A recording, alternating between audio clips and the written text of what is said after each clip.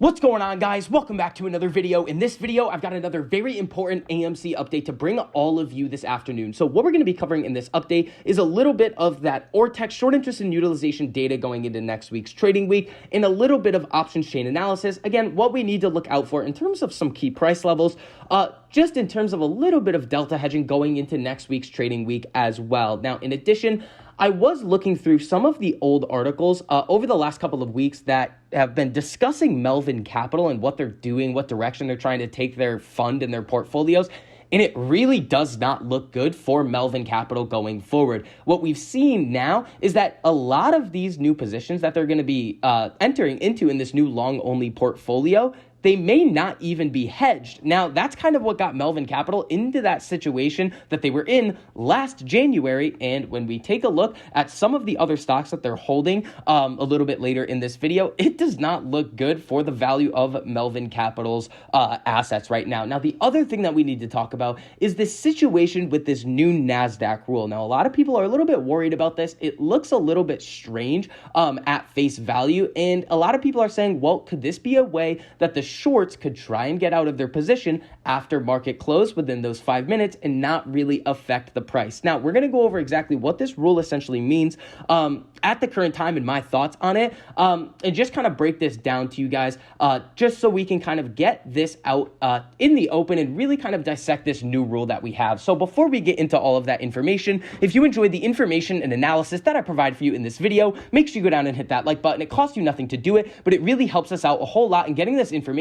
out to as many people who want to learn. And if you guys want to see more videos like this, make sure you hit that subscribe button and turn on that notification bell so you're notified every time I post a new video. And if you do want to test out the premium part of the Discord, the 1348 Discord, get all of the alerts, access to all of the private live streams, you can join right now and cancel before March 1st and you won't get charged. So you get that little bit of a free trial if you guys would like to. So at the close of the bell on Friday, AMC closed at $17.90, down about $5.49%. Now, when we come over to the ORTEX data right here, we have that quote-unquote 100% utilization. If you want more insight into the validity of these utilization numbers, make sure you check out my previous video where we kind of break it down. Now, it's listing the cost to borrow at 1.47%, 21.13% estimated short interest, according to ORTEX, and 108 million shares sold short. Now, you can have a little bit of variation with these numbers, but again, the amount of short interest in the stock is still very, very massive. Now, coming over and taking a look at the max pain for next week,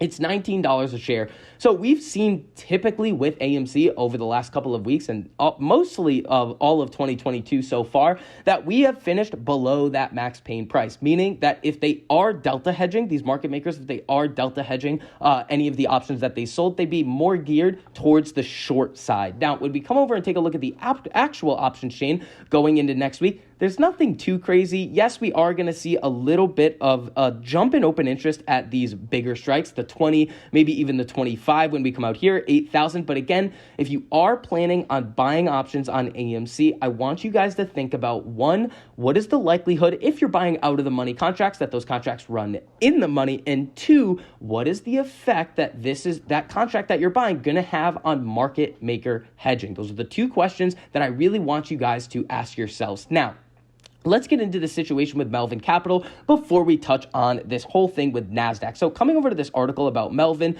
so we've seen that MELVIN Capital is going to be opening this long-only fund. Remember, they were kind of liquidating assets, I believe it was in the Cayman Islands, in order to kind of start up this new fund. I believe it was around $3 or $4 billion. The new fund will be called MELVIN Capital Long-Only LP Limited Partnership, and the filing did not say when the fundraising will begin. The fund's name suggests that it will bet stocks will rise, not fall, and that the portfolio will not be hedged. That is a key point here. If MELVIN Capital isn't hedging and they're taking on all of that risk, well, if they see wild fluctuations in the securities and the assets that they're holding, they're going to take significant losses. For example, when we come over here, Affirm, MELVIN Capital has 2.77 million shares of Affirm. I think you guys have kind of all seen what's happened with Affirm over the last couple of weeks, but if we pull up AFRM over here, after their earnings, they were struggling very, very significantly. So when we come over to this 3-month chart here, we can see that Affirm has been on a significant downtrend and even a more significant downtrend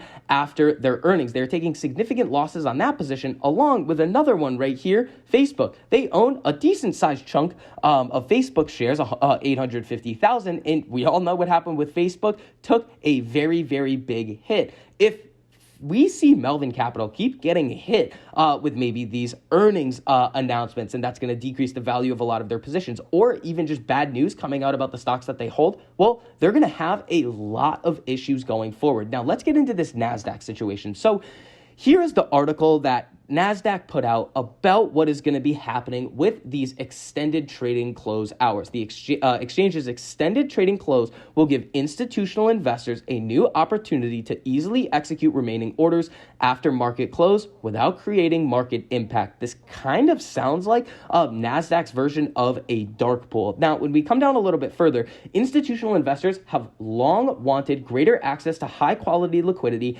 after 4 p.m. Eastern time, when the U.S. equity markets close and establish benchmark prices. While major exchanges have made strides towards increasing the effectiveness and flexibility of end-of-day trading over the years, with enhancements to the closing auctions and other innovative features to source liquidity, finding readily available trading opportunities after 4 p.m. has remained challenging for new investors. Now, there's a key point that I want to kind of bring up to you guys that I think is the main reason for NASDAQ trying to do this.